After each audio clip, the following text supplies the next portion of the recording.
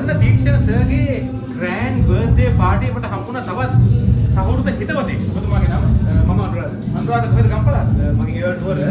මම චොබ්බේ කරන්නේ කොළඹ. චොබ්බේ කරන ගමන් සර් ගැන මට දැනගන්න හම්බුණා. පස්සේ මම සර් ක්ලාස් එකට ජොයින් වුණා. වෘත්තියෙන් ඔයා මොනවද කරන්නේ? මම වෘත්තියේ AI සම්බන්ධ තාක්ෂණික නිලධාරියෙක් විදිහට කතා වැඩ කරනවා.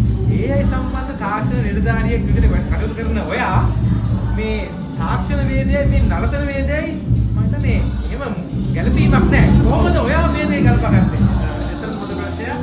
මේක ඇවිල්ලා AI තාක්ෂණික සම්බන්ධව අපි වැඩ කරාට අපේ ජීවිතේට යම්කිසි රිද්මයක් ඕනේ. ලයිෆ් එක ඉස්සරහට මූව් වෙන්න. ලයිෆ් එක ඉස්සරහට තල්ලු වෙලා යන්න. ඉතින් ඒ රිද්ම් එක මම දකිනවා ශික්ෂණ සර්ගාව තියෙනවා. ඒ ශික්ෂණ සර්ගෙන් අපිට ඒක ඉගෙන ගන්න පුළුවන්. ඔයා හරි මොකද මම දැන් කලින් මේ වැඩසටහන කරගෙන යනකොට මම දැක්කා ගොඩක් විවිධ වෘත්තීන් වල නියුතු අය මේ පන්තියේ හමු වෙනවා.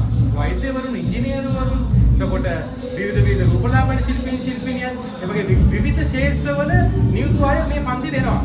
ඒකට හොඳම උදාහරණයක් තමයි ඔබතුමා.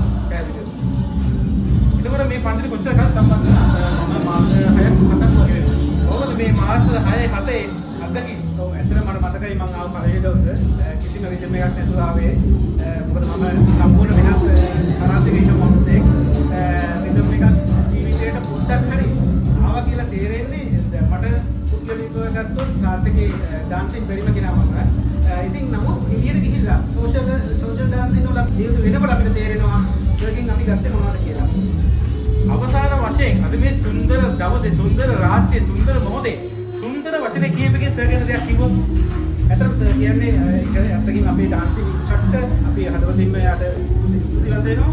ඒ වගේම තමයි මම මෙහෙම කියන්නම් ඒක ප්‍රශ්නෙට මේ වගේ ජීවිතේට රිද්ම් එකක් එක්ක තව ළමයි ස්ටුඩන්ට්ස්ලා ලංකාව වටේම බිහි කරන්න ශක්තිය දැරි ලැබේවා කියලා මම කියන ගමන්ම මට මුලින් කියන්න ඕන දෙයක් අමතක වුණා. සර් සුබ පන්තියක් කියලා මම ප්‍රාර්ථනා කරනවා. එහෙනම් බොහොම ස්තුතියි. ජය වේවා.